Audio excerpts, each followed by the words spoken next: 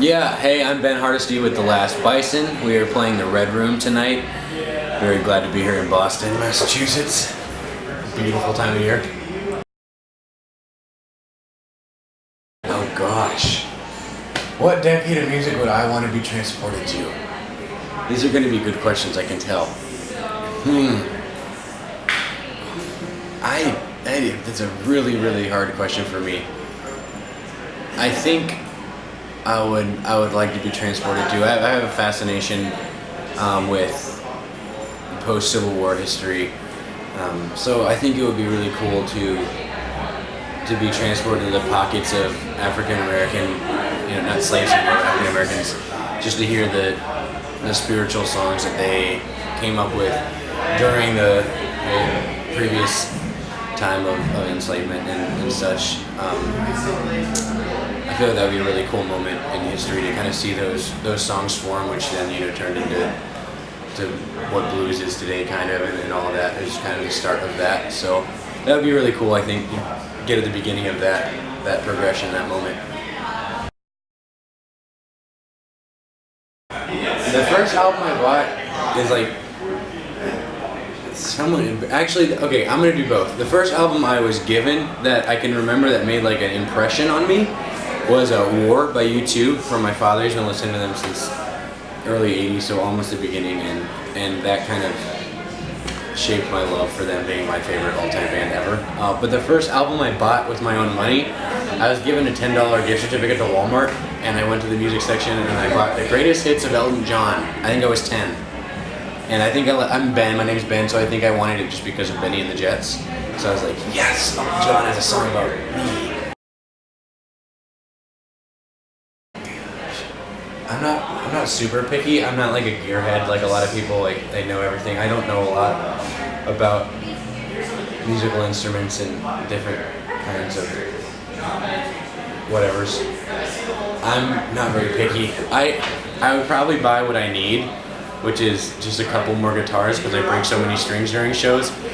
Gibson just came out with this new J45, which is one of their models that has a burst on it called a Cobra burst, and it just looks so gorgeous. Just like this gray black burst that it doesn't look fakey, just like this natural wood that's been in a fire kind of. It's really pretty. But I would have to go shopping for a lot of the vintage Gibsons. Probably those are my favorite. I'd probably get a grand piano and put it somewhere just so I could have it in my house someday when I finally have a house, just because I feel like it's a great thing to have in the house. So, but probably just the practical guitars I need, I guess. So. Okay, I'm gonna do two answers to this question. I wish I written "Don't Stop Believing" my journey just so I could get the royalties from that, and it could fund my other musical future creative endeavors. But if it had to be something that I respect artistically, what I wish I had written. On the classical side of things, I really love Bach's Cello Suite No. 1. It's in a lot of it. It sounds kind of like that One Republic song, but it's actually like legit. I wish I would have written or composed that one on a pop format, probably some U2 song. I don't care, pick one. My favorite artist that maybe no one's heard of, but probably actually a lot of people have heard of. Oh, this is hard. This is really hard.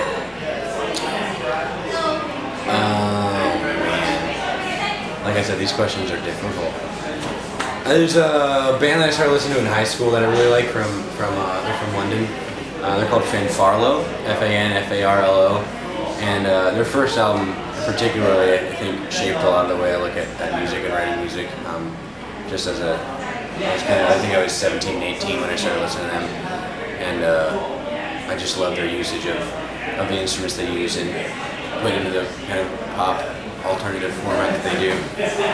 So I guess just spur of the moment, that's the first name that came to my head. So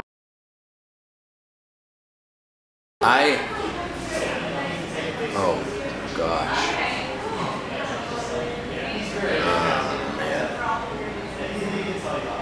see, like, there's like I've talked about U2 a lot. I would Kobo with U2 for selfish reasons, just because I would probably want to be backstage with them and see their show. But if it had to be an artist that I felt like the bill fit and worked a little better together,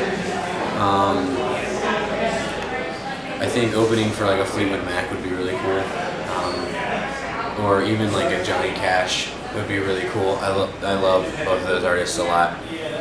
So I guess all three of those answers are legends, but one just because I love the band so much, and two because I love and respect the other artists, and I think it might be a cool blending somehow. George Washington, Robert E. Lee, and Jesus Christ, probably.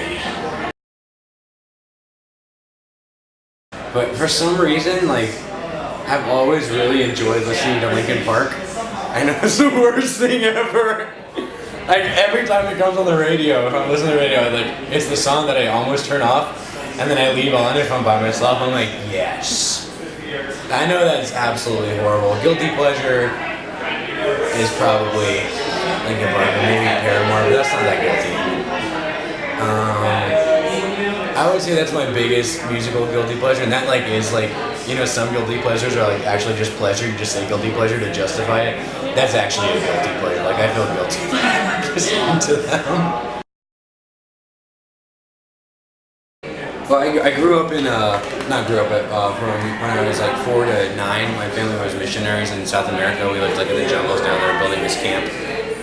So I love the kind of the geographical surroundings of that area, the Andes Mountains. I would probably be an Ecuadorian condor. I think it'd be cool to like, which isn't my favorite animal, but I just think it'd be cool to be an animal with such a big wingspan that you could like fly really high up in the air and just see everything from that view. Has been something I've always wanted to see. So yeah, just for that reason, probably to get that perspective on things. I feel like all the other animals I've already had the perspective of, or could get the perspective of. Maybe something really deep in the ocean would be cool too, because it's a different take on things, but probably a condor. It's like the ability to write perfect songs. Is that a power? I don't know, like Righteous Licks power? I would, as a goofy one probably, to write perfect songs, but as another one, I don't know if this is necessarily a power, but it'd be cool to have the insight into seeing where someone was at in their life, to be able to help them out with that, just to like, without having to necessarily have them open up to you, I guess. And that would be probably really hard at times, just because you see stuff in people that maybe you didn't want to and stuff, but it'd be cool because then you could meet them where they need to be met, I guess. This has been 10 Questions with me, Ben. Thank you for watching, and check out the band, Last Bison, and hope you liked my answers. Yeah, sweet.